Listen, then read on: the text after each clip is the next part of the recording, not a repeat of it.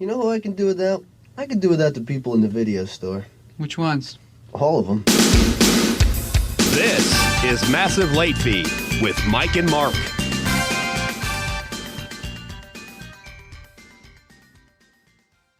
Well, hello everyone. Welcome back to Massive Late Fee. My name is Mark. With me as always is my co-host Mike. How you doing, Mike?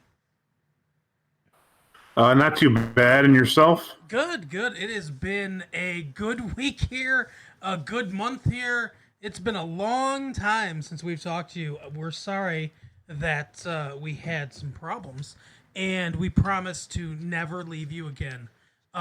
We had some Until we do. Yeah, exactly. We had some technical difficulties with the board here, and then I went on vacation, and the board got fixed. I came back from vacation, so we are now ready to aimlessly talk about things like we were before. Or did any of that actually happen? Mixergate. Exactly. Oh, no. That's a clue. My Lenovo Advantage is doing something. Anyway, so as always, we will start out with the IMDb game. Mike, I don't know if you have actually seen this movie or not, but I feel like this is the type of movie that you've seen, and I think you've seen this. I don't know. We will determine it as we go on, but I haven't seen the movie, so this will be fun. Oh my God, Fair Lenovo, enough. stop. That's my computer, just so if you guys are looking around and saying, like, what's my computer doing? It's not yours. It's my computer. Okay, so this is under sex and nudity. A woman changes her shirt, but she covers her chest, and no nudity is visible. Somehow that's sex and nudity. Point Break. Nope. Let's see. Around the... This is also sex and nudity. I love this. Around the 42 to 43 minute mark, a woman comes out of a cake and takes her top off, showing her breasts. When she pops out of the cake, she is seen from behind, wearing a very revealing thong and shaking her buttocks. The scene... I think we've already done this one because this is obviously Under Siege. Oh, damn it. It is. Did we do it? I don't remember doing this one. I don't know, but I know that scene like I know my hands, my own hands. Not the back, though. The front. Yep. Oh, excellent. Yeah, I've never seen that movie. How dare you? Have you never seen Under Siege 2 Dark Territory? No, I have not seen that either. You actually don't need to watch the first one in order to get the second one. Oh, that's surprising. I would think that the plot points of the he's a cook, right? He's a Navy SEAL who's undercover as a cook. Oh, okay. Well, that makes it more plausible, I guess. That's the twist part.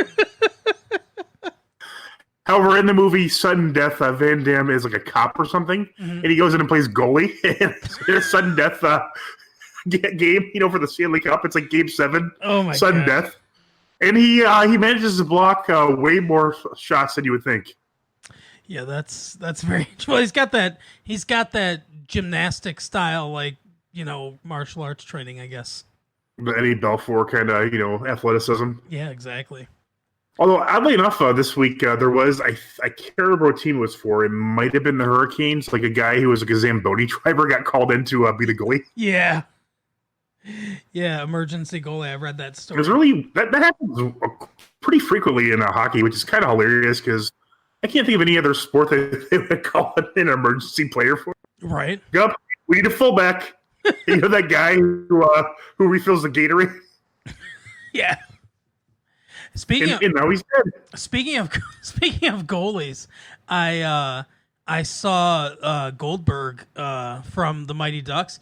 I think he's taking this weight loss a little too seriously. Were you looking down at him with a fiver in your hand? Is this coworker Adam Egget? Because I wouldn't be surprised if you did see him on your vacation. Exactly. He's got some problems going on here. He's got a lot of problems. Yeah. But, He looks like he changed like his ethnicity. That's how fucked up he is on drugs. He really does. He really does. He looks like he changed his entire DNA structure. Yes, you got to be on something to change the genes. Oh my god. I don't know how he found the strain of meth that adds a chromosome, but he did. Oh man. No, it's a sad story, and I guess he won't be back for the Mighty Ducks reboot that's happening with somehow Emilio Estevez doesn't have anything going on, so he's going to be part of it. He's still waiting for that call for Young Guns 3. Right. Or they play the parents of the Young Guns. Yeah, exactly. Youngest. Yeah, oh yeah. Youngest Guns. The Youngest Guns. Oh, nice. Pat on that one. It's just their like 5-year-old grandchildren in the backyard playing with toy guns. And then no, that's not how this works. It's now Hilary Swank is Billy the Kid. There you go. Yeah. Oh my god. Yeah. Speaking of Parents Guide game, this is going to be a very odd one because this is the first time I've seen this. There are no clues whatsoever, and I know for a fact you've seen this movie. Like not one clue, not a one. Okay, so I am going to say. However, there's this little tidbit: rated R for language and sexual humor. Rated R for that. No nudity, language and sexual humor. Wow, rated R for language and sexual humor. No nudity in the movie.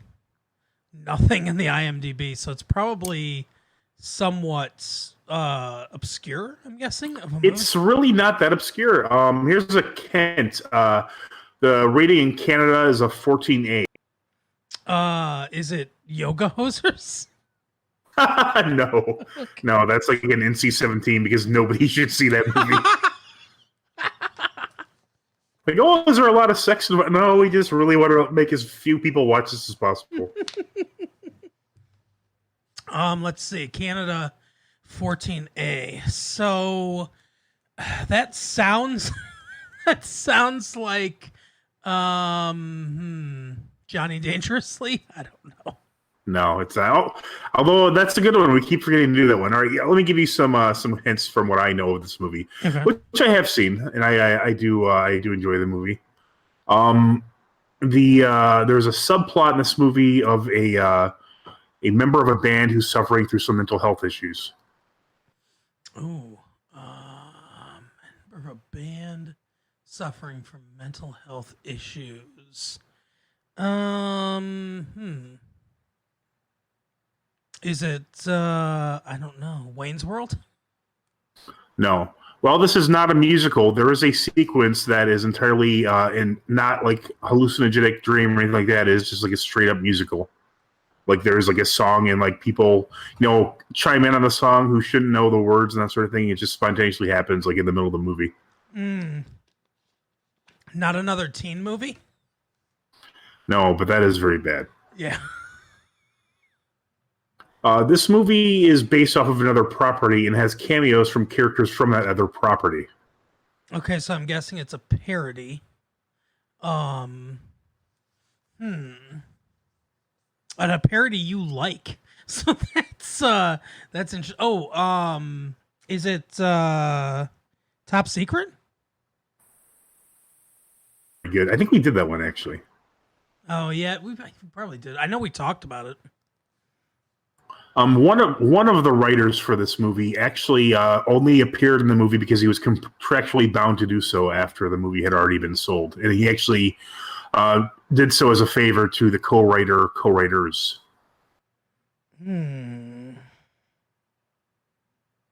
Huh. For a second, I thought Predator, but there's no music. That would be a movie. Yeah, it would be. All of a sudden, there's a musical montage in the middle of Predator. Get to the chopper. Right. Let's see. Parody. Spaceballs? No. And by the way, just remember here, you're the one who said the word parody. I did not mention it one moment. Okay. This movie also starts in the middle of a song, though it is not a musical part. It's just people listening to a song. Huh. Starts in the middle of a song. There's a band member with mental health issues. Empire Records. No. All right.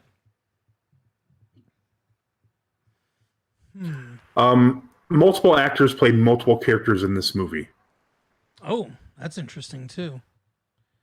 Multiple actors play multiple characters in the movie.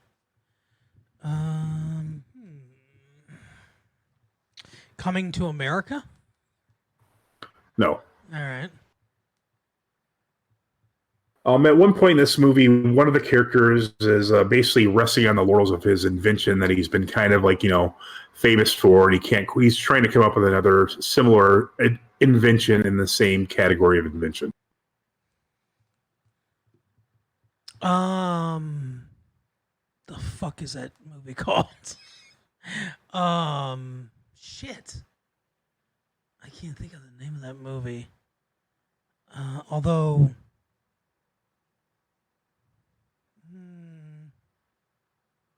I don't think that fits all the clues you gave me, but damn it, what the hell is the name of that movie?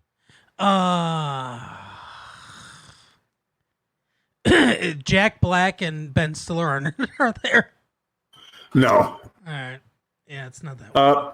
Here's another clue. This one will probably give it away. There is a cameo, though it's not necessarily a cameo. It could just be before he was really a famous actor, of Brendan Fraser in this movie. Oh. Oh, do something with that, you freak. Chairman of the board. I bet the board is no. Actually, I don't think it fits that though. No. I mean, it's not Airheads. Cameo from Brendan Fraser.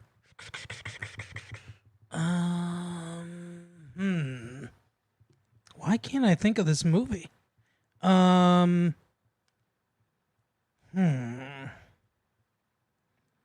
Is it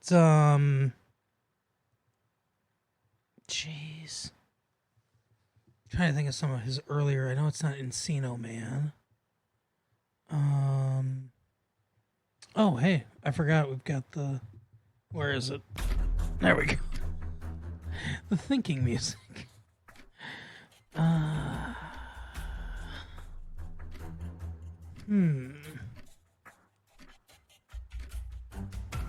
don't know why I can't think of this film. I mean, it's not. I'll give you one last clue. Okay. The opening lyrics of the song, it actually kind of starts at the beginning of the song, is "Sometimes it's dark." Sometimes it's dark.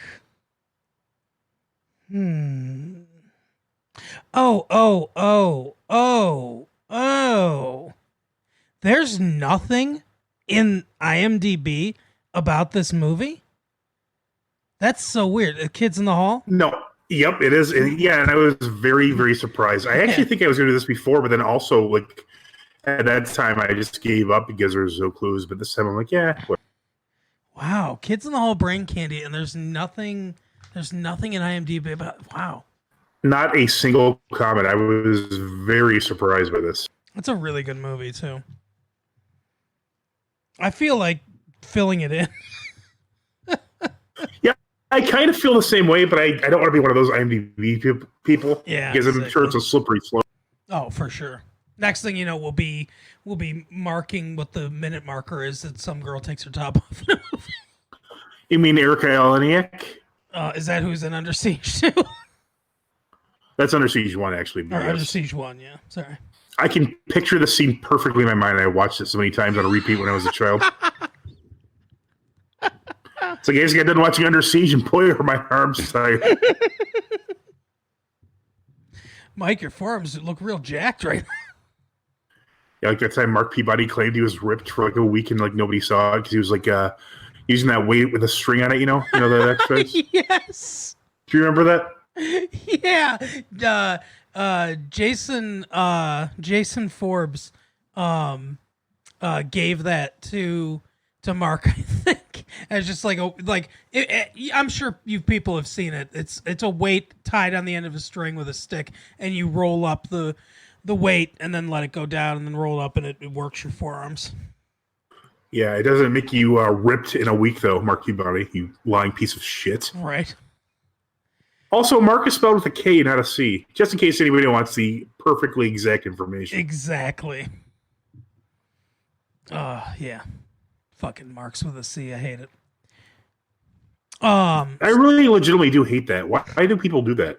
I don't know. It doesn't make any sense to me. It's like, come up with a standard way of spelling, like with Mike, no one's like, oh, I'm M-Y-K, or anything like that. It's like, it's M-I-K-E. Yep. That's how it's spelled. So, before we get into Breaking Bad, which is, what we're here. That show that we're not talking about today. Yeah. Yeah, I mean, Better Call Saul. I saw Bert Kirshner. I don't know if you're familiar with him. The comedian, but Bert Kirshner, comedian, I suppose. Yeah, he Bert Kreischer, S-C-H-E-R. Yeah, he got blocked by Gene Simmons on Twitter. I don't know why exactly, but he invited Gene Simmons, you said? Yeah, Gene Simmons blocked him on Twitter. Oh, he has a video about why he hates Gene Simmons, and I hate Gene Simmons way more than I hate Bert Kreischer. That's for sure. So he asked everybody, "Who's the most famous person to block you?" And some of these are kind of humorous. This first one, I just have a personal thing to say about it. Amy Schumer blocked Jordy Scrubbings, and she said she badmouthed Tampa in her book. And I defended the city, and apparently that means you get blocked.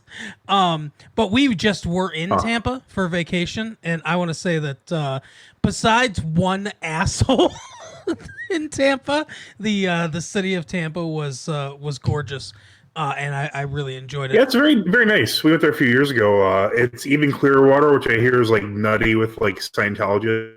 Oh, it's really? Very the ocean. Yeah, it's like headquarters for Scientology. Wow. Yeah, I think we stayed in Clearwater at one of the resorts. And it makes sense because they release Thetans into our room at night. Oh. And then you're going to go, if you don't go to sleep, Xenu's going to get you. Right. But it was someone talking to Tom Cruise. Oh, yeah, exactly. Pasta Sauce says Dak Shepard blocked him. He said all I did was tell me he looked like the singer of Nickelback. I like Dak Shepard, but that is funny. I think it's a hilarious reason to block somebody. Yeah. Oh. Let's see. Oh. Diana, Prince of Steaks, got blocked by Jenny McCarthy. She says, every time a story about measles or some other preventable disease was in the news, I added her. Guess she couldn't take the heat. Now I just send them to her husband, who must be too busy to see them. Yeah, that's a terrible thing she did. That she just completely pretends it didn't happen. Mm-hmm. Yeah, exactly. I think she said some weird thing. Like she gave her son something like vinegar, and he coughed up all this bile, and then he was okay. Like it cured him of his autism. No, I'm being serious. We need to look this up. We should do an episode about that goop thing on Netflix. Speaking of like pseudoscience, but oh yes, I'm like 99% sure Jenny McCarthy, MacArthur, a genius, Grant, but she's not a genius. Right. I think it's McCarthy Wahlberg. Okay, I wasn't sure which one. They all sound the same. Those people are. Mm-hmm. But yeah, I mean, it's like she's just like a ridiculous. I don't think she's just a complete idiot, but yeah, she was really heavily into the anti-vax, causes autism. Oh, yeah. And my son is cured because he had cider or whatever the fuck it was. Mm-hmm. So I wish nothing but the worst for her as far as Twitter goes. Agreed. Josh Porter got blocked by DeAndre Hopkins because he tried to take credit for his dick pic in 2016. What? Apparently, Josh said, "No, that's me." That's hilarious. I think it's so funny to block somebody over that too. Yeah, that's pretty good. And then Chris D'Elia, or however the fuck he says his name. Yeah. He's blocked two people. One because Jerry Bola made fun of Whitney Cummings, and I guess they're dating or something. I don't know. And I know he was on her show, Whitney, but I don't know if they were dating or not. And he actually dated Amy Schumer, your previous mention. Oh, okay. Oh no, I'm sorry, that wasn't him. That was Anthony Jeselnik. Yeah, I remember. Yeah, I remember he dated her. And he also dated I Am Milo Jones. I have no idea who that is. Yeah, I don't know who that is. But Chris D'Elia blocked. They were spotted canoodling.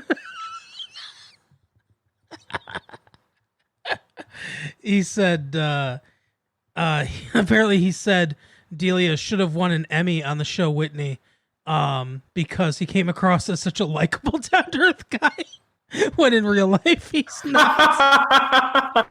That is funny. Yeah, I'm not a big fan of his either. As you can tell, I hate most things. Oh, yeah. So, yeah, that was some of the best ones I saw from Bert Kirshner, whatever his name is, Kreischer's thing. Have you ever been blocked by a celebrity, even during your stalking period, for the segment that never really worked? Not that I'm aware of. Yeah, go ahead. Can you think of any celebrities that you're more likely to be blocked by from something you've commented? Probably, let's see. Like Kid Rock would be the first one. Oh, to yeah. block me. Both for political reasons and just for music reasons. No, I mean, have you sent an actual tweet out? Because, for example, I might be blocked by Brooke Shields. Oh, okay. And that's because I made this GIF, or not GIF. It's just I guess it doesn't move or anything. It's just like a JPEG. Mm-hmm. But it has like a picture of her that says, retweet if you've ever farted on the side of the Blue Lagoon. And so I'll tweet to her every so often, hoping she'll see it and be like, ha ha ha, because it's the South Park movie. Right. But no, and for all I know, she would block me because who wants to see that nonsense? That's hilarious. Oh, yeah, I don't use Twitter a ton, so I'll start trying to get blocked by celebrities. Also, I think Shaquille O'Neal, he could block me as well because I've repeatedly asked for a refund for the movie Kazam, yet he's failed to provide it. I'll try to get Sinbad to block me by asking him for the same thing. A refund for the movie Kazam or whatever people think he was in, where he was playing a genie. Yeah, I think it was also Kazam. I think they thought it was called Shazam, which is even weirder because it's doubly wrong. But yeah, that's. Do you think Sinbad's on Twitter? That's a good question. It's another thing we'll have to research. I think I saw he was coming to town recently. Oh wow! Is he gonna talk? I don't know what for, but parachute pants sales just went through the roof on Finkel or wherever they're still available. People are desperately trying to obtain a copy of Necessary Roughness, but they just can't find it because there's no video stores anymore. Right. It was never released on even DVD. You certainly can't find it on digital. Where do you think the Scott Bakula completists places that in their pantheon of Scott Bakula works? I'd say it's got to be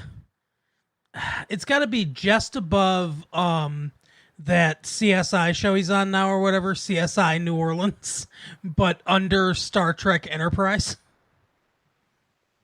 That's my guess. Sure. Quantum Leap has to be number one, I would think. Anyone who's had a man crush on you got to put Quantum Leap at the top, right? Yeah, for sure. I almost called him MacGyver because for some reason I feel that he's pretty interchangeable with Richard Dean. He kind of is. I can see that. Well, if you just switched him out, you're like, Yeah, that worked. Yeah. He seems like he was on whatever that fuck. The not Deep Space Nine. MacGyver. Yeah, but I'm thinking of the Stargate. That's what it is. He was in that, right? I think he was on the TV show Stargate or something. I don't remember. Well, we're going to give a little interruption here for a second to go to a very popular segment of our show.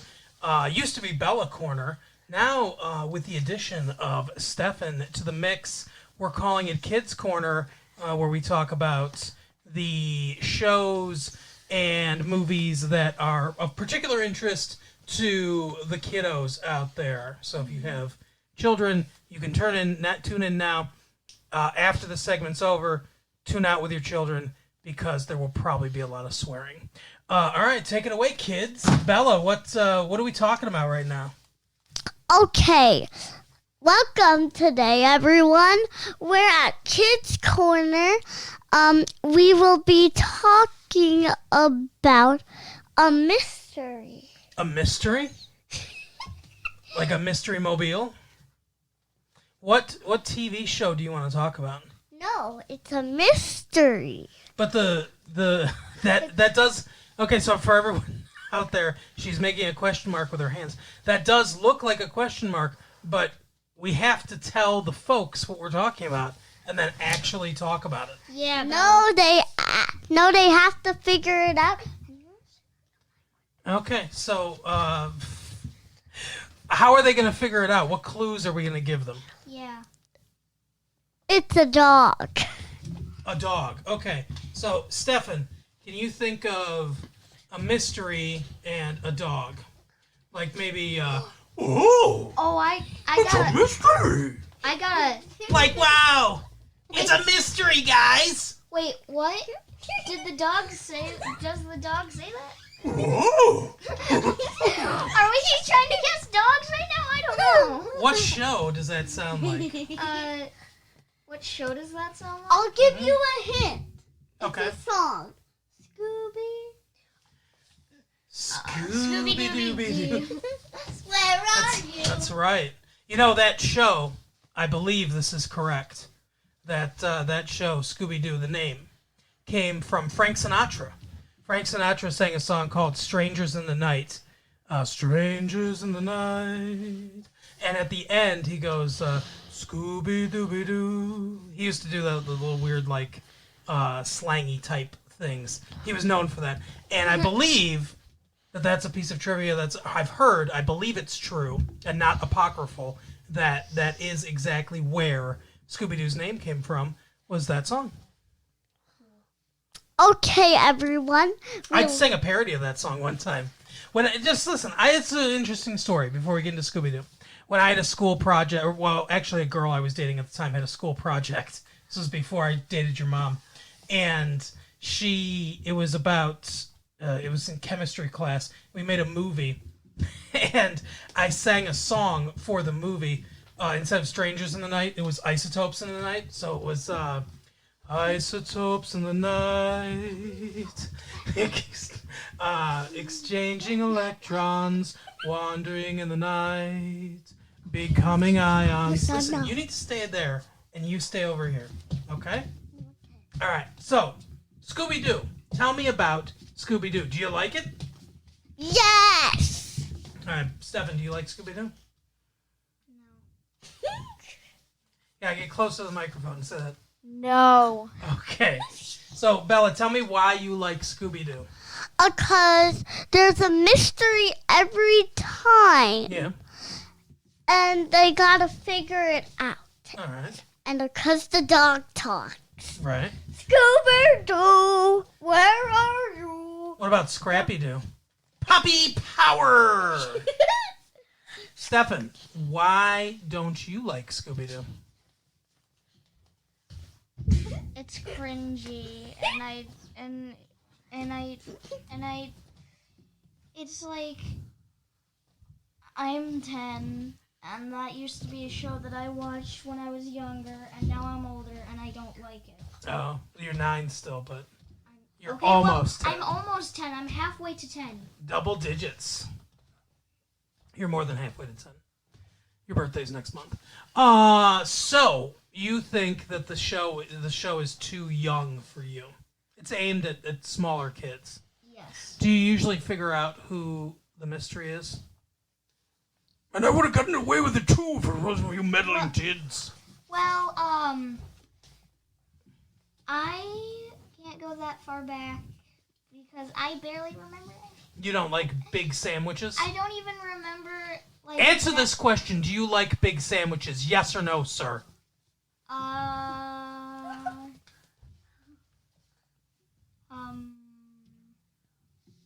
I want the truth. Big sandwiches, yes or no? I only like the big sandwiches that are chicken sandwiches. They should have sub-chicken sandwiches. Oh, from Popeyes. That must be an Australian thing then for big sandwiches. Bella, do you have a favorite character from Scooby-Doo? To the microphone. More. I have some favorites. Dana from Ghostbusters. The girl with the Daphne. Daphne. Uh-huh. The girl with the short brown Right. hair. Yeah. And Jinkies. and That's Velma. and Scooby Doo, Mm-hmm. and also what's that guy's name? You gotta orange? stay by the microphone. The orange His hair buddy, Shaggy, Shaggy. with the skinny guy with the long neck. Like, wow. Like wow. He doesn't sound like Owen Wilson though. Scooby Doo, where are you? Go to somewhere to do now. Owen Wilson's like, wow. I Wow, as you were Talk. doing Talk. okay. Good. Well, Yeah? first things first. You're the I don't realist? You did that on recording. Are you serious? Okay. Okay. First things first on the realist. I'm pretty sure, Iggy, if you have to say you're the realist, you're not the realist. Okay, well, okay, so, I don't think we picked a very good thing to do this subject because That's insulting. it's It's just insulting to fans of Scooby-Doo from the 1970s till now. I'm sorry. Excuse me, sir. I'm sorry. Freddie Prinze Jr., sir. Sarah Michelle Gellar, sir. I'm sorry, but Linda Cardellini, is that her name? Hawkeye's wife. The star of Freaks and Geeks. She was Velma. Is there any way to pause? This is I what don't you know. disturb, Stefan. I don't know. Who played Shaggy? Do you remember? You know. I don't Matthew know. Lillard, sir. My sister is currently punching me in the back for no reason. Yeah, please don't assault on the show. Kids Corner is not about assault. Yeah, It's about shows. Yeah, it's about shows, Bella. But All right, you Stefan. insulted Scooby Doo. He did insult Scooby-Doo. And it's unfortunate. Okay. But let me ask you something. What? Casey Kasem, sir. I don't know any of the other original voices. The only reason What show do you like? What show you want to talk about if you don't want to talk about Scooby-Doo? something that me and Bella both like is SpongeBob. And Yeah. so that I think that would have been a better topic because I remember It's really nothing. insulting to your co-host to just talk about what you want to talk about and don't talk about how it would have been a better topic or whatever. Hey. You can talk about SpongeBob. Okay, well, the first thing's first that You're the realist. Okay. You're the So, healer. anyways, Don't hit the table while you're the talking. the thing about SpongeBob is so cool, but also it breaks so many laws of physics at once. Like, Okay. how does a grill work underwater? How do true. patties not get soggy? Seems And more like a there's- law of chemistry. but- And Goo Lagoon has water in it when he's underwater. Huh? You know Goo Lagoon? No, I'm not very familiar with SpongeBob. I'll Okay. tell you that much. Okay, well, basically there's a thing in SpongeBob called Goo Lagoon, and it's basically a beach that has water in it, but you're already underwater. That does seem odd. Yeah, there's a lot of they walk freely underwater. They eat and drink underwater, but everything's fine. Mr. Krabs owns a place called the Krabby Patty. He's basically serving himself or his own kind. Yeah, that's actually true, yeah. One time he takes a bite of a Krabby Patty and says, so that's what I taste like. Yeah, it's crazy. Oh. The show is crazy. Yeah, the show is pretty crazy. You ever notice this? That Patrick is... Don't tap the table, I'm telling you, that comes through. Okay. You ever notice this? That Patrick is dumb, but he lives under a rock? Like that saying, what rock have you been living under? Because he doesn't know anything. You ever notice that? It's clever. Oh, yeah. Also... Hey, SpongeBob. It's me, Patrick. I'm SpongeBob. That's a good one. Can you do Sandy? Hi, I'm Sandy Cheeks. That's pretty good. That's Wanna pretty do good. some karate, SpongeBob? That's good. That's good. Yeah, that's actually Watch really my good, though. Squidward. Is your I can't do, I don't know if I can do Hi, it's me, Squidward. SpongeBob, go away. SpongeBob, get out of here. What's my Mr. Krabs? That sounds like Squidly, not... that's... Squidly Fantington or whatever his name is. Yeah. That's my favorite name in the entire world. Yeah. So, what's your favorite thing about SpongeBob? My favorite thing about SpongeBob is that, he's a sponge, and that he can do all these amazing things. Yeah. Because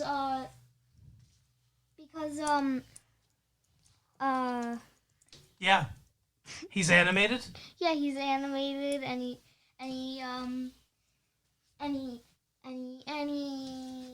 Any Northeast, any Dad, any words in there? Yeah.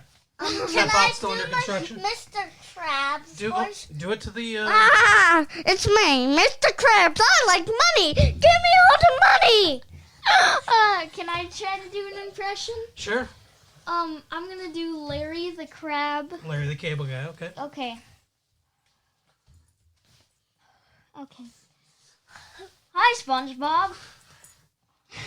That's pretty good. Yeah. Okay, That was good. Hey, it's my Mr. Krabs. All right. Well, I think that's been a successful Kids Corner this week. So we've discovered that you like Scooby-Doo, you like SpongeBob. Hopefully next week we can get you two can get together and discuss what you want to talk about, so you're not insulting each other's choices. This is not the end. I was like, hey, look at it. Hey. We're doing Scooby-Doo. We haven't even chose Bella. What? That's real life. She was like, hey, we're doing this. We never decided. Well, she decided. Yeah, she decided first. Hey, this thing is not over yet. Why? Because there's one more problem What's the problem? that you guys need to solve. Okay. Stop what? Is it how to push the stop recording button? No. No. It's a challenge for all of you viewers at home that you can do. Okay. Okay. What's the It's challenge? called You Can't Press the Button. Okay. So, the challenge is for them to not press the stop button on their phone. No, any button. Okay. Don't press any buttons. See how long you can go in your life without pressing any buttons. Let this episode run its course. If you're listening on Apple or Spotify or something like that, it will automatically play the next episode, even if you've already heard it. That will help our listenership. Just keep doing it. It'll go through the entire library of all of our shows. You will marathon this show. If you can get to number 1, let us know on Twitter at Massive Late Fee. Or write massivelatefee@gmail.com. Guys, wait, we're going to What? do... Don't hit the stop. Then say what you want to say. No, I was Say what you need to say. I was going to say something first. let him- I was talking first before you were talking. You really want to whine on air? We're gonna have to cut that out. Let him go. Okay. Okay, so I just forgot what I was gonna say. What do you want to say? Guys, we're going to do it right now at home. I remember what I was gonna say. Okay, so if you guys, so you know the any button challenge that Bella has come up with. Looks like we've probably eliminated over 1,000 people already, or the people that listen to this thing because they. Because you two are so boring, they've turned it off already? No. Okay, then why? Because they probably don't like not having to hit buttons on their phone because then a phone would be useless. Dynamite drop in. Bella, what do you want to say? Okay, everyone, we're going to do it home, but we got one more thing to say. This is the last thing. Go ahead. We're going to do something crazy with the buttons. Okay. Okay, so basically this challenge, someone has to leave you with buttons, and you have to not try to press them. Like, press the button. The game Okay. press the button, you know? A game on Roadblocks. Roblox, but yeah. Or, this game that's like, this guy just leaves you. Okay. And Sounds good. Buttons. And now, back to the show. Mike, let me ask you a question. Yeah. Do you know what it takes to be a good side chick? Because if you don't, I'm sorry. Go ahead. You cut out there for a second. What was that? I said, do you know what it takes to be a good side chick? I don't know. Cut out again. To be a good what? A good side chick? Yeah, I'm not sure what's happening. Whenever you go to answer out. All right, hold on one second. We might edit this out. We might not. We probably won't. All right, let me see. Fucking internets. Okay. All right, can you hear me better now? Yeah. All right. So what I was asking is, do you know what it takes to be a good side chick? I feel that you're pranking me at this point because literally every time right when you get to say a good, it just cuts out. I'm like, are you being serious? This can't happen exactly at the exact same part of your sentence every time. But I've got an article here that says the 11 steps to being a good side chick. side chick? Yeah, that's right. You got it. There's only one step. Don't tell. Right. So, number 1, give him space. Don't always be the first to text him or seek him out. Give him breathing room. He is a full-time main, and you're a part-timer, seasonal, a temp. This article is so funny to me. Don't let him get bored. When he texts you, keep the conversation interesting. A side chick's main responsibility is to keep things fun and exciting. Give him short answers. Yep. Are we in agreement that this is clearly written by the guy who has a side chick? Oh, absolutely. A guy is definitely writing this. Like, it's such a prominent position in society. Ooh, I'm his side chick. Giving him short answers and acting uninterested will make him hit you with I'm going to go do blank or talk to you later. If you decide to text him first, substance is needed. Doing the whole hey or what's up equals shake my fucking head. Number 3 is refrain from having, quote, the talk. Having the what are we doing, where is this going talk will push him away. You have to know your lane. You're his side chick. The end. So obviously written by a guy. I mean, come on. Who is the alleged author of this article? So the author of this article is Cousin Keith. Well, there you go, Keith. For most of you, this isn't going anywhere other than the bedroom, hotel, backseat of the car. So starting a serious conversation is overwhelming for him and is definitely frowned upon. This will lead you to a timeout.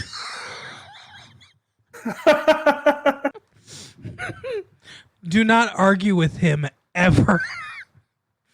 This is also a prank. Is this not also a prank? It's gotta be.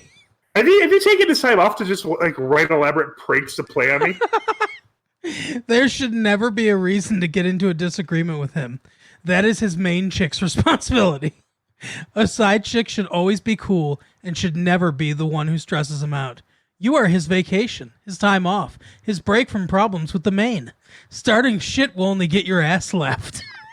I love this so much. Like, how little do you have to think of yourself to abide by these rules?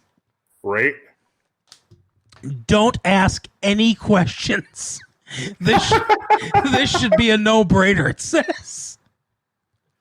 You can't ask, where were you? Why didn't you call me? Why are you always so busy? Why don't you ever see me? Who were you on the phone with? Girl, know your lane. These are not side chick questions. Is this Cousin Keith like a homosexual individual? I don't know. Like the way that it's written, it sounds kind of like something like that. Like, you know, like, oh, here's your this gay dude knows about women. Like, that's like a theory they often like, you know, posit in like magazines and such. It's like, I don't really understand that. Yeah. Yeah, it's kind of insulting just because, you know, there may be some feminization. Doesn't mean you're a woman. Mm-hmm. Yeah, no, I agree. The next rule: do what he says. If he says you're not going to get pregnant, he won't. You don't need to wear a condom.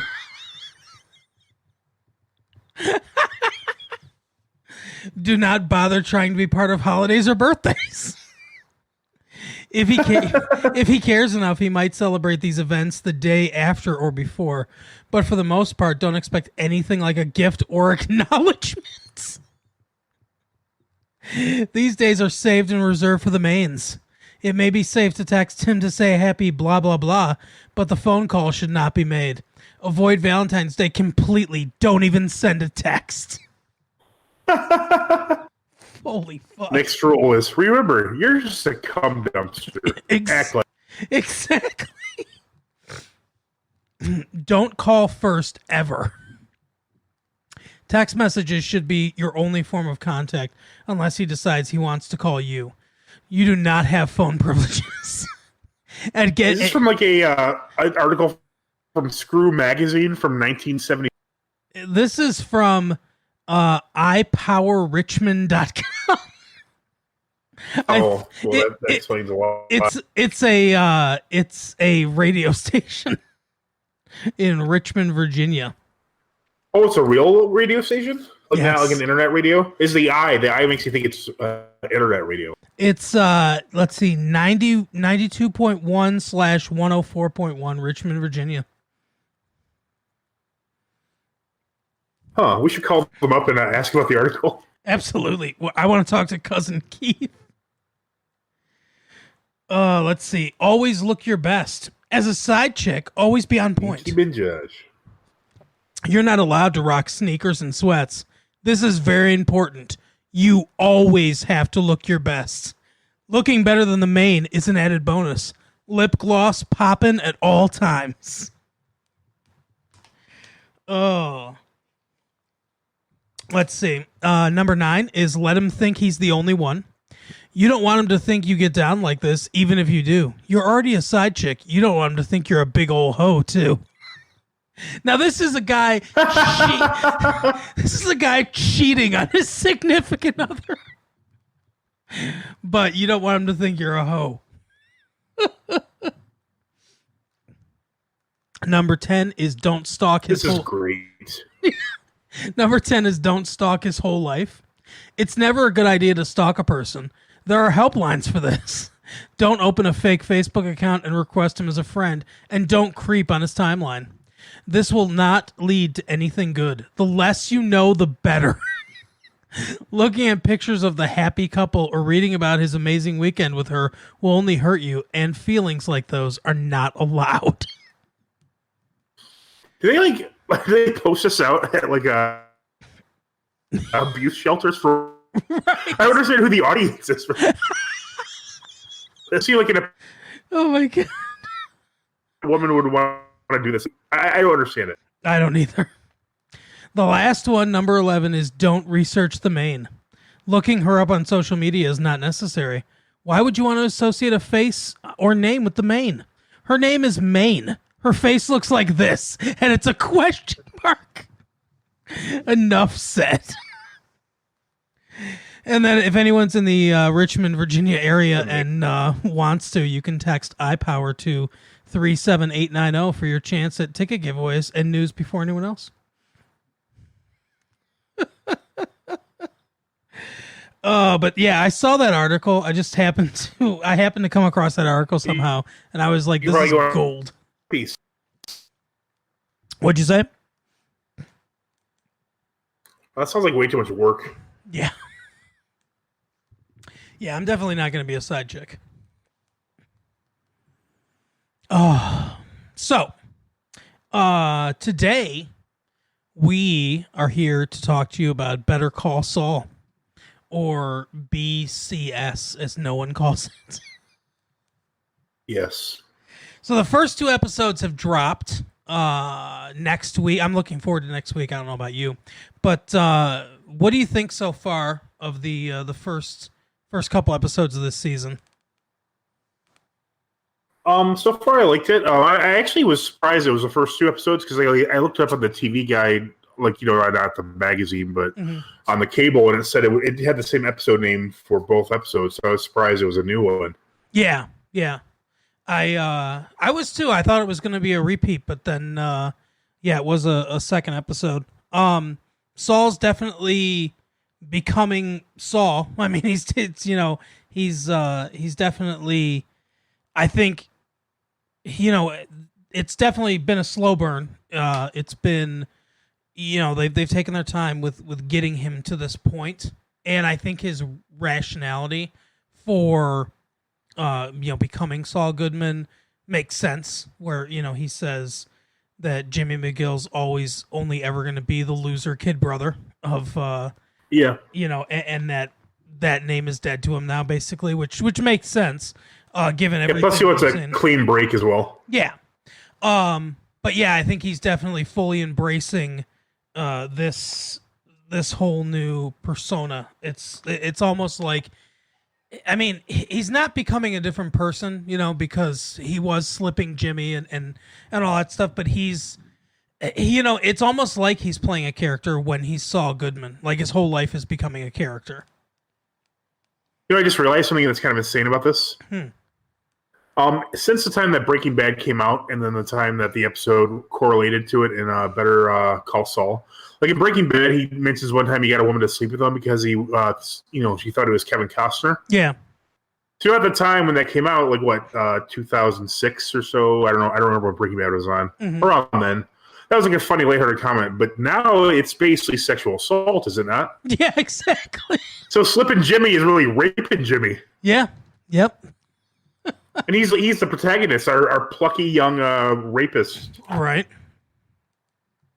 Yeah, so I don't know. I guess we can kind of take this on in parts, I suppose. We can talk about kind of Jimmy's storyline, or, you know, Saul's storyline first, and then move on to the stuff that's happening with Gus and Mike and Lalo and all those people.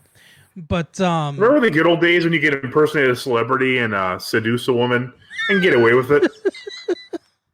Yeah, it was the best. You tell your colleagues you were so unashamed. You know who I used to impersonate was that that stand-up comedian that would do that would talk about going to the all-you-can-eat Chinese buffet and getting kicked out. Ah, shit. What's his name? I think he died recently. Did he? Oh, poor guy. If it's what I'm thinking of, whose name I will not. It's just gonna bother me until I remember it. You come you. Kevin Meaney. Oh, did Kevin Meaney die recently? Yeah, that's the one I was thinking of. That's He's a not. larger That's not gentleman. right. Yeah, that sounds like a Kevin Meaney joke, but I don't know if it actually was him. But yeah, Kevin Meaney not only died, but he I don't know if he came out as gay like in the later stages of his life as well. Like he was, Oh, good for him. eventful last few years. Oh yeah, he died in 2016. Wow, he died almost 4 years ago. Yeah, I had no idea. 60 years old. yeah. I think it was a heart attack or something like that. Yep, heart attack.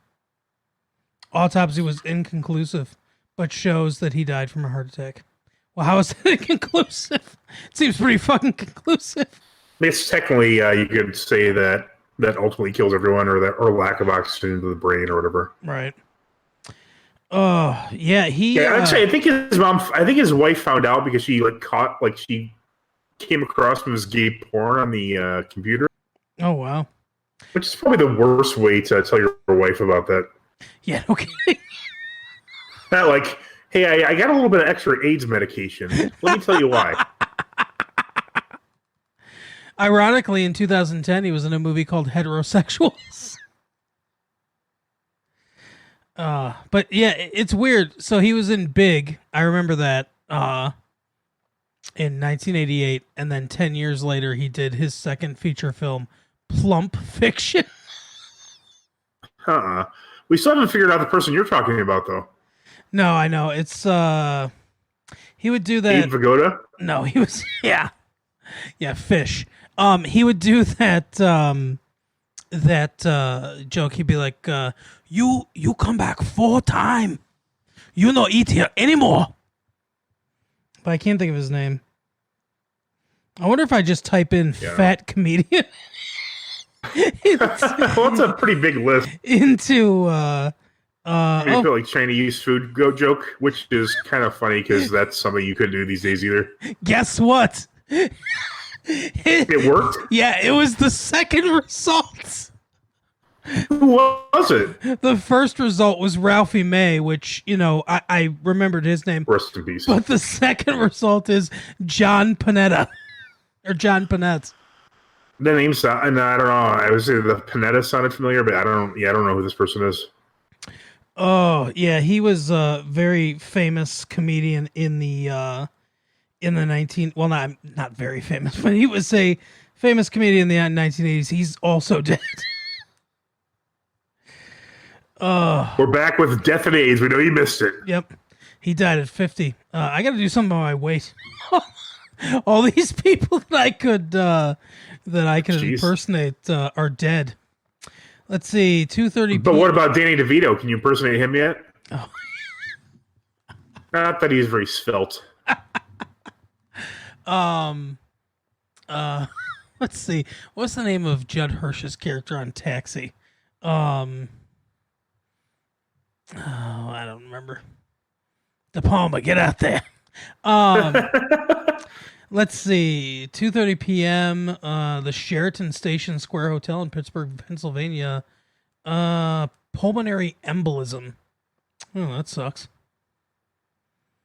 To the Panetta guy you're talking about? Yeah. Panetta? Yeah. I think that's probably a common complication of obesity is pulmonary embolus. I think Ralphie May died of pneumonia, technically. Oh, okay. I know he was 45. Ralphie May, 45, comedian who happens to be fat, dead. Is that what it says? That's the New York Times article. Oh, God.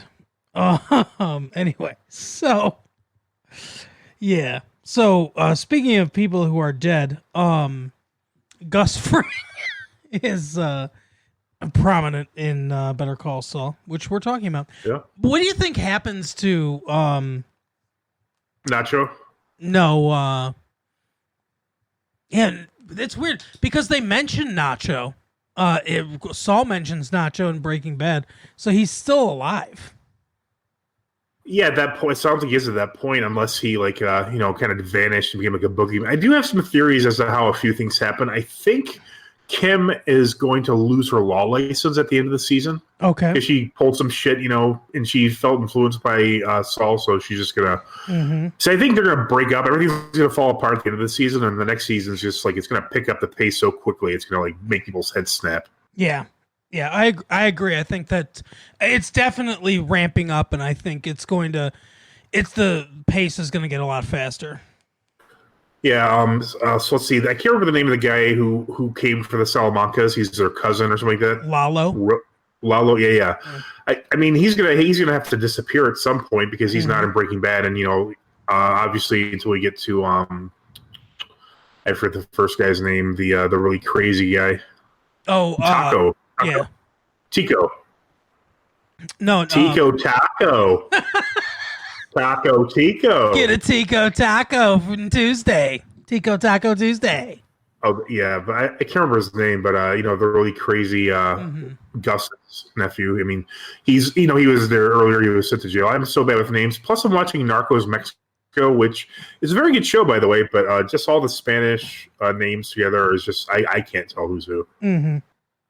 Because I'm racist. It's I think it is it Taco? I think it's Tico or something like that. I can't remember. Let's see. It could be no, not Nacho. I typed in taco and it gave me nachos. it's like a Taco Bell order. They're always getting stuff wrong. Tico? Just look up Salamanca. Rico? Suave. Not Suave. Salamanca. Yeah. Let's see. Not Lalo. Not Hector. Not Mike. This is a fucking blast for the audience, I'm sure. Yeah. This is Google. Tuco. His name is Tuco. People were shouting it at us. Tuco, you morons. Right. Tuco Salamanca. Yeah, the first episode of the first comeback episode of Better Call Saul, we see him with Kim Wexler at the beginning. And he's like, yeah, I'm just gonna keep this name, and you can already tell she's kind of like out of the relationship. She's like, fuck this guy. He doesn't do, he's like a fuck off. He was like having a really illicit like cell phone deals for a year, and now he's back to being attorney. And she's just happy he's not trying to merge their practices anymore. Right. You can tell she's clearly embarrassed by him.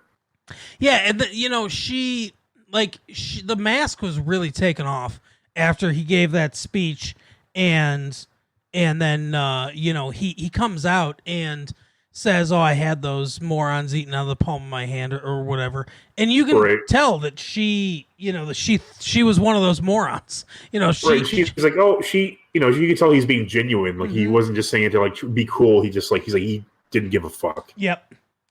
Yeah, exactly. And they don't ever talk about their problems. It's so frustrating to watch. Yeah, because to Kim, the law is almost like a religion. Like she's so it's so precious to her that she feels bad for just doing a very lucrative field of law, which is working for Mesa. Is it called Mesa Verde? Yeah. That's right. Yeah, so she feels so guilty that she's not, performing the law she wants to, that she takes up like pro bono cases, which must be a complete pain in the ass, by the way. Those would not be easy, any of them, just especially when you're coming from like a transactional type law. Yep. I mean, she cares about the law this much. I mean, we even see her I think it's the end of the first episode, she kind of is influenced by Saul, because like she knows that the best deal for a client is a 5-month sentence, but he thinks he can go on trial and get off scot-free, which would probably in more likelihood make him be in there for like 25 years or so. Yeah. So she kind of cons him into like accepting the 5 months. Yeah, basically Saul says, Saul gives her the game plan of what to do, which he knows will work and she knows will work, but it's unethical. But she does it anyway because, she doesn't. This guy's got a kid, another one on the way, and she wants to help him. But you can tell that she can't help but be influenced by him while they're in the relationship, but she doesn't like what she becomes when she's around him. Yeah, and like to her, like the justice of it. I mean, that's kind of excuses in her head, but in the next episode, she makes him like, no, we're not doing that ever again. But yeah, there's a sequence. I can't remember where they go look at a house because they're making Saul's got his business back. Kim's making good money. Yep. And like they just kind of like have like a pretend like it's almost like an earlier episode where Kim and Saul first get together. It's like she enjoys the fun part of him. He brings out the fun side of her for sure. Yep. And she enjoys like their little they're good-hearted cons. Like like, oh, we're gonna buy this house, and like there are all these like free things to go with it, like extras, or like, oh, we'll let you do this because you want the house and that kind of stuff. Right. She's fine with that, but like Saul, it does that with everything. He doesn't take anything seriously. It's all just a game for him to play and manipulate the results to his ends. Yeah, I will say though, his idea with the cell phones and putting his number as number one on the speed dial is a fucking brilliant idea.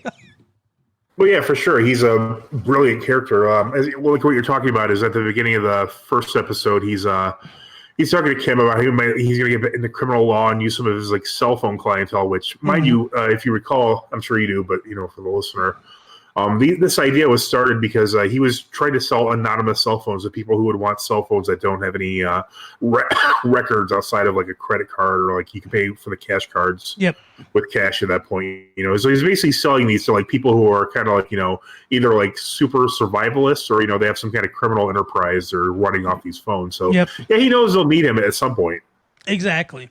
And he mentions giving a discount, for nonviolent criminal offenses, 50% off. And Kim says that it seems like it's encouraging them to break the law. I don't know that I 100% agree that, giving a discount's just like like a license. Yeah, like if you get a discount on a doctor's visit, you're like, oh, great, I'm going to go break my fucking leg now. Yeah, exactly. So, I mean, I don't necessarily agree with her, although the beginning of the second episode, we follow a couple people that take his card that say, that he says he's going to give a 50% discount on. And they sure tear the fuck through town saying 50% off the whole time. I don't... That was a really fun sequence to watch, but I don't really think it made a lot of sense. Like, I don't think there's people that are that stupid, but I mean, they were aggressively dumb. The characters were, so maybe I don't know. Yeah, I mean, I can maybe see a couple guys like saying the 50% off thing as like an inside joke between the two of them, I guess. But they were definitely going to do all that stuff that they did anyway, and that. Like you said, that montage was fun to watch, but it seems almost out of place, weirdly, in Better Call Saul and like the Breaking Bad universe. That's definitely a Breaking Bad type thing, especially with the musical accompaniments. I wonder if they feel some pressure to make it a little more exciting because there is the expectation from, I'm sure the network and also the Breaking Bad. For it to be like almost like a more action, oriented type show. But I honestly, and this is saying a lot, I think this is better than Breaking Bad, the show. I mean, it's so well. It's like Vince Gilligan had to do Breaking Bad in order to do a show like Better Call Saul. Yep, I honestly agree. I enjoy Better Call Saul more than Breaking Bad, which is like a hard thing for me to say because I love Breaking Bad. But I think it's a really well layered show, and it's the people in it can be like Saul, for instance, is obviously an anti-hero, kind of like Walter White is, but he never reaches, at least as far as we can see, he never reaches the absolute depths that Walter White does. So it's a little, in a way, it's a little more believable, and also it's easier to kind of root for him because he basically doesn't become a heartless villain. Sure, but yeah, he certainly makes a lot of questionable choices. He just he just believes everything is manipulatable. Yeah, which isn't a word. Yeah, we even see him do this when he's when he's like just walking through the court. He's waiting on a file, I think, and he just kind of casually walks around he just runs into like 3 or 4 people where he's like, wheeling and dealing, and like at the very beginning he goes, "Oh, can we move this to Tuesday?" He goes, "So do you have the other person's agreement?" He's like, "Oh yeah, sure, they're fine with it." And then he meets that person they're like the 5th person. He goes, "Hey, do you mind if we do this?" And sure, he just knows every tick of the court system. Like he knows all the little tiny things that you can squeeze and push and do to actually change. Because he knows ultimately the law is about people, and he's like a master of convincing and conning people. So he doesn't have to really know the law so much as he just has to con and manipulate the people involved with it. Yeah, and that's the thing is he's a stark contrast to Kim in the fact that, like you said, to Kim the law is sacred.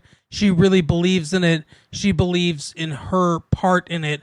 And Jimmy doesn't. He does not care. This as the assistant district attorney that he pays a maintenance worker to get him stuck in an elevator with, so he can go through all the cases that they have. No, it's better than that. I think he actually promises like his brother will get off on it. He promises to represent his brother, doesn't he? Yeah, he gives him. I think he gives him, money for like half, and he says for the second half, free. Yeah, you're right.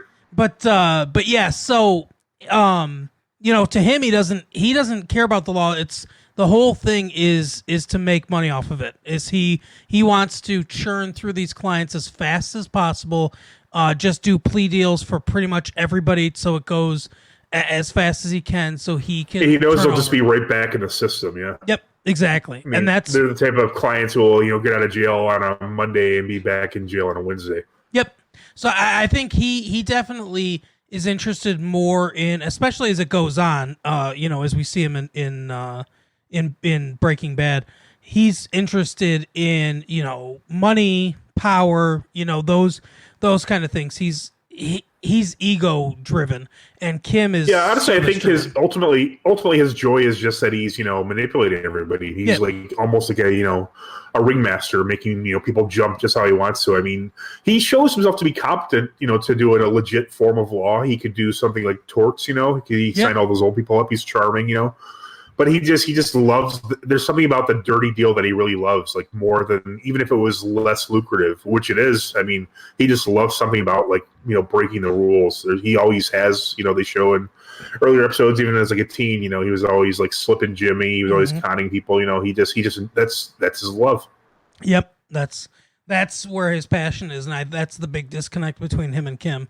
But yeah, so that relationship obviously is kind of the heart of his storyline. So, we'll have to see where that goes. But obviously, the big question there is like you said, what happens to Kim? And I think that's a pretty good theory about her. I mean, for all we know, they could be married because he never refers to her in Breaking Bad, at home, right? Yeah, or obviously working still and going home. Yeah, we never see him in Breaking Bad. We never see him at home or anything like that.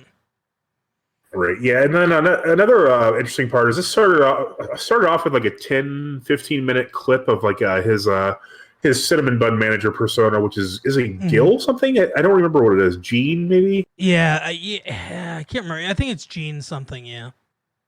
Yeah, but there's like an ominous like exchange between him and like his cab driver from the other night, who recognizes him as Saul, which no one should know. And then, so much to my surprise, he makes a call to Ed, the vacuum store owner guy. So we get another nice little clip of Robert Forster. Yeah, Forster. I was gonna say Wagner or Vaughn, but yeah, Forster. Max Cherry himself, and I guess they filmed this while they did the El Camino movie. Like they just shot it for Better Call Saul at the same time. That makes sense. Yeah, which is nice. Yeah, it was. I was surprised too, but it was good to see him. Yeah, but so he calls him up and he's going through the details. He remembers how much it was. He's going to pay double, but then at the last minute, he kind of like he stops and he goes, I'm going to take care of this myself, and he just hangs the phone up. And so there's this cab driver guy who seems to know him, and he says something about encountering him again. So he's this weird kind of ominous guy. So that obviously will be slowly teased out, I'm sure. I wonder if we'll ever get like a full Gene episode. Yeah, I don't know.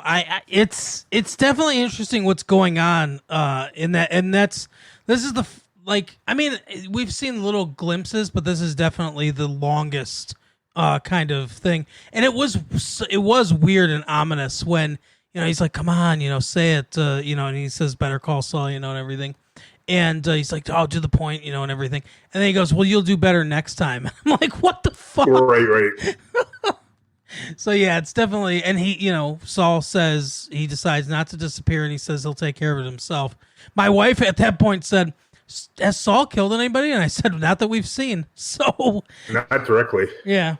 So we'll see, we'll see what happens as far as that goes, but that's... I mean, he certainly facilitated it through, Gus, though. Oh, yeah.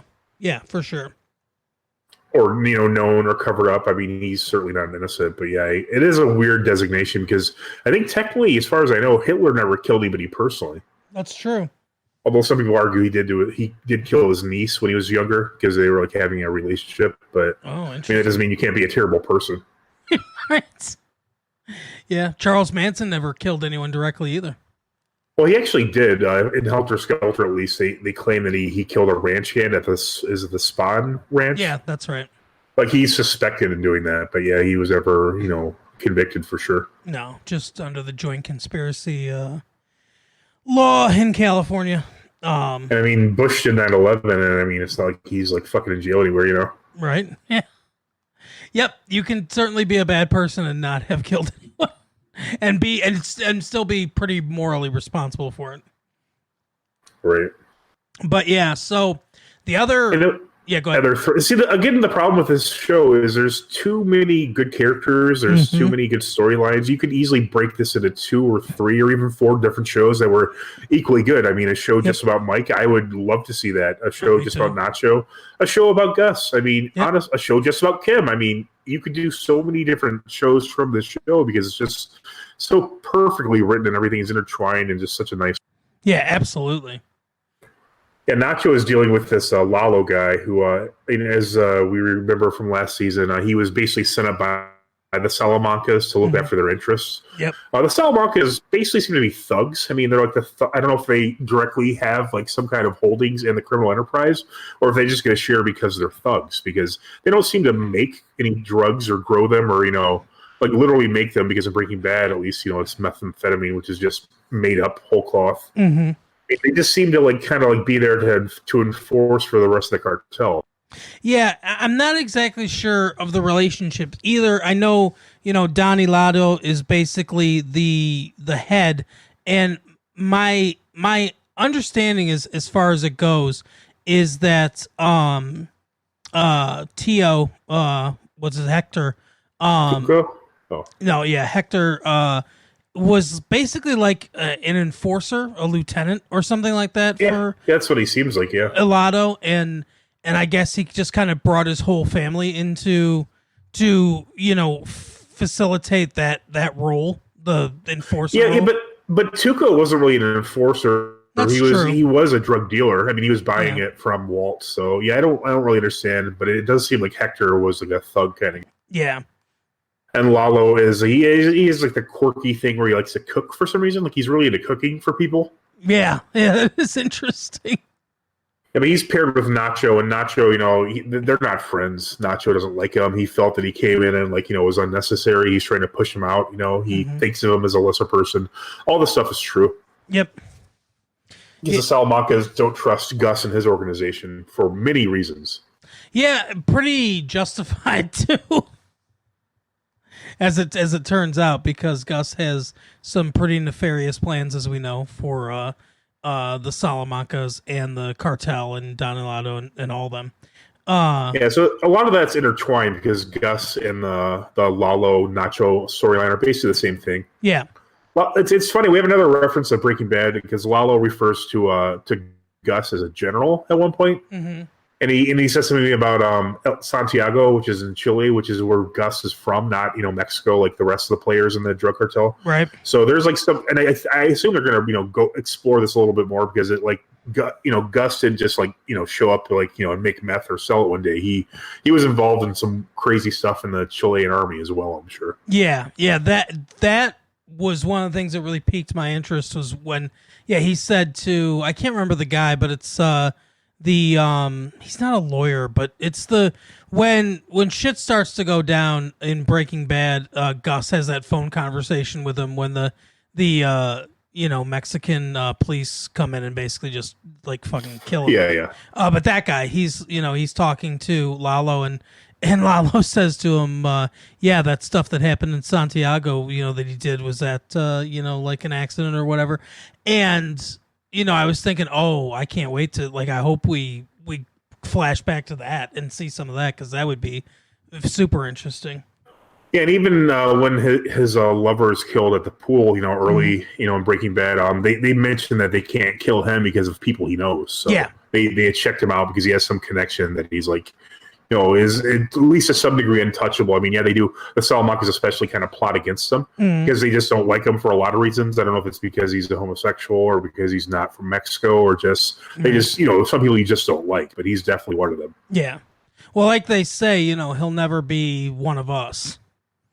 But yeah, that's true. But he earns money, so that's yeah, and that's obviously they're all about the money he makes because he's just a big time. Yeah. So Nacho, is like Gus kind of takes Nacho, and he's like he wakes him up out of bed and he grabs him and they put him in a car and like they drive up to Nacho's dad's restaurant. Mm-hmm. And one of the guys goes in, and like they're kind of holding Nacho this whole time, and like they, obviously thinks he's going to go in there and just shoot everybody because he does show them a gun as he goes in. Yeah. But then Gus is basically, well, I need you to get closer to these people. Do whatever it takes. I'm not killing your father this time, but that doesn't mean I don't know where he lives and I can't do it anytime I want. Yep, exactly. And then the fun part was the guy who went in is the guy who tried to make meth in the one episode of Breaking Bad, and Gus just cuts his throat right there. Right. Yep. Yeah, which is crazy because that's how bad Gus is. I mean, look how fucking long these people have been with him and how loyal they are. I mean, he just like cuts his throat right there. It's not like some random guy, Yeah, exactly. It is fun to see, the kind of, I don't know if I'd call them exactly bit players, but the smaller side characters. Yeah, ancillary characters. Yeah, that get a little bit more play in this, but yeah, Gus is definitely taken his time to assemble a crew that will be loyal to him. Yeah, for sure. Excuse me. So then Nacho, he decides, he's like, I need to get close to this guy because, I don't want my family killed. Mm-hmm. And then so this is ties to the two kind of jackasses running around committing crimes. Yeah. They get some money. I don't know if they got like from a lottery ticket or what, but they made like a decent amount of money somehow. So they went and they wanted 10 hits instead of the normal 2. Yep. And the system they used was it was actually one of Nacho's like I think it's one of his lieutenants. It's just another dealer. I don't know if they're directly I don't think there's like a supervisor type relationship because it would have fallen on him, I'm sure. But like, so they use a system where like he pays him and then he holds up 2 fingers and this woman drops like down a drain pipe, the amount of packets that. Yep. Since they got so many packets, it clogs up the drain pipe. And so, Nacho is like a lieutenant guy. They kind of pull him out or whoever the guy is. And, him and everybody's trying to get these 10 things out because these like these crazy guys, like these meth heads or whatever they are, they're just trying to tear off the pipe and everything. They just don't care. They just want their shit. Right. Yeah, and it's classic Vince Gilligan kind of humor, and you can see it coming too, where they're crazy eights up on the ladder trying to he's got a screwdriver and he's trying to unclog the drain and everything. Cops roll up because these fools have parked illegally. As they're trying to get this thing fixed, and the cops, they've got their flashlights out, and they're like, "Hey, what's going on? This is your car?" And he goes, "No, it's not." And they're like, "What are you doing up there?" And he's like, "I'm just trying to fix this this drain pipe. Something seems to be clogged in it." And he just taps it, and all the packets come out. Right. Yeah, what I noticed from this is you never see the police as being stupid in Breaking Bad or like Better Call Saul, which I think is, I think it's important because it shows that the characters are especially clever. It's not like they're, running around with like the bumbling, like, well, I guess I have to let you go again, kind of, like boss hog, Dukes of Hazzard type thing. It's like they are competent, and it's like it's kind of interesting just to see that. Yeah, absolutely. But yeah, so he gets called away, and by the time they get there, because the woman who drops the drugs and the guy who like holds up his fingers to see how many packets you get, they show up and they take Nacho away from this poker game he's at, and they even call they call Lalo as well because it turns out that when they get to the car, they're kind of watching the police. They're like, "How much was it?" Like, well, it was basically almost an entire package of heroin or what I think it's heroin they're selling here. Yeah. Because I think the guys sniff it, but yeah. So they get Nacho realizes this is a good opportunity, so he basically like a shinobi / ninja, American Ninja Warrior, jumps into the building, secures the packets, and then comes back and then presents them to Lalo. So Lalo's very impressed. He calls him like a badass and all this stuff. So Nacho did his part to trying to worm his way into his heart. Right, and it works because, like you said, he ends up cooking for him, and he talks to him about Crazy 8 who got pinched because of this, and Nacho assures him, he's like, he's not the kind of guy who talks. He goes, you want me to take care of it? Like, say, hey, do you want me to go kill this guy? But he's like, no, I'll trust you if you say you can't. If you say you won't talk. Right. Yeah. So he's definitely starting to trust him more, and like you said, something's going to happen to Lalo. We're not sure what, but he's obviously not around as part of the organization in Breaking Bad, so we'll see what happens to him. Or he could just be in prison with Tuco. Yeah, definitely. In our last thread that was woven together so elegantly is what's happening with Mike this season. Mm-hmm. Yep. So Mike, he's kind of like his normal self. They pay the rest of the Germans off. The one of them like goes, "Oh, don't worry, I'll never say what happened," And this guy deserved it anyways. And then Mike just like fucking clocks him right in the face. Mm-hmm. Yeah, because it's very clear. Like I like this scene because, the guy says, "Hey, I understand you did what you had to do. Werner was a good guy or whatever, but he was weak," and Mike just slams him in the face. And then the other guy, the guy that had been causing problems, or like in the earlier season, he comes up to him and he's like, he was worth 10 of you.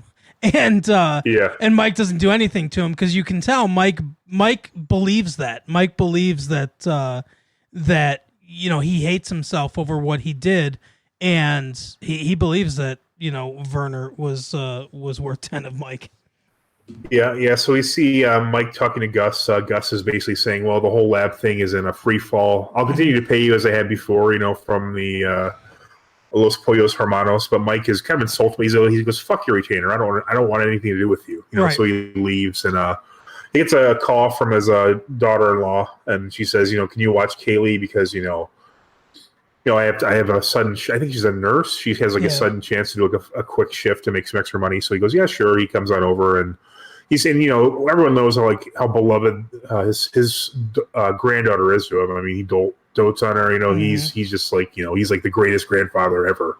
Yep. Yeah. So they're fixing a step on the treehouse while he's teaching her times tables at the same time. He's making learning fun. That's how good of a grandfather he is. Right. When she asks about like her dad, Mike's son, I can't remember exactly what she asks. Mm-hmm. She basically goes, "Is my dad a good person?" And then he goes, "Yeah." And then she says something that really just pisses Mike off. Then he just abruptly explodes. Yeah, she keeps you can see he's getting more and more angry because she's like, "Hey, was my dad good at math? Did he always want to be a cop? Then he became a cop like you, but he was a good cop, right? But then the bad guys got him." And he's getting more and more pissed as she's talking about her dad because that's another thing he feels guilty about. So he just screams at her and she goes running off to her room. Yeah, or she stays until her mother comes home. And Mike is like, as soon as she pulls up, he's out of the house with his toolbox, and he goes, "Yeah, she didn't eat. She's in her room. I gotta go." Mm-hmm. Yeah. And then he's really, and then they show in the previews for the next one, he's really distraught over this whole killing thing, and he's like, he's really reacting emotionally, which is not something we're used to Mike doing at all. Yeah, exactly. Imagine they just figure like, if this doesn't get Jonathan Banks, I mean, nothing will. Right. Because he's excellent on the show. It's it's interesting to see what he's going to be doing next week and the upcoming weeks. Yeah. I mean, the show is very good. It's probably the best show on TV right now, at least that I'm watching. Although Narcos Mexico is very good as well. I have subtitles because a lot of it's in Spanish, which it's a really good show. You should check that out if you get a chance. Yeah, I'm definitely gonna. That's been showing up on my recommendations on Netflix. I'm definitely gonna check that out. That looks really interesting. But yeah, I spoiled it really bad for myself because I was wondering if like the regular Narcos, it was based on a true story. Mm-hmm.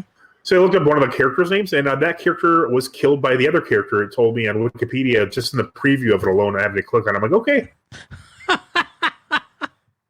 Ouch. Yeah, it wasn't very fun. But, I still watched it, and it's very good. Yeah. But yeah, Mike is probably my favorite character on a show filled with incredibly great characters. But yeah, I can always use more Mike, when it comes Saul to was probably my favorite character on Breaking Bad, Mm-hmm. but I mean, he's obviously a different focus because he was always just fun on Breaking Bad, except for at the end there. Right. But I mean, it's obviously not. It's a more dramatic show. It's not as humorous as there were parts of Breaking. Yeah, he was definitely comic relief for the most part on Breaking Bad, but this is a more serious turn for Bob Odenkirk. Yes. But yeah, that is our episode for the week. Again, it's good to be back. I got all your letters. I'm not gonna Mixergate. Right. I'm not gonna read them out right now, but I got all your letters that basically just said, "What the fuck? Where are you?" Is that all the letters are? Yeah, basically. Well, I think we explained it, then, didn't we? Yeah. Yep. We explained everything, and we are back now. So we'll see you next week. We'll not have house or dumpster diving this week, but but we will have those back. Those will be back in full force next week.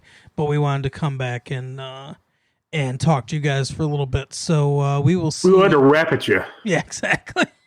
We turned our chairs around. We turned our hat around. We got real earnest, and we said, "Hey, what's going on, Slugger?"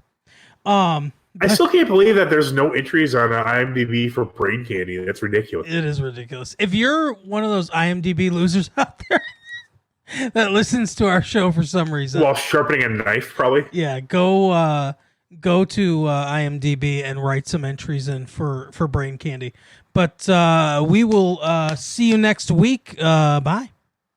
See you next time.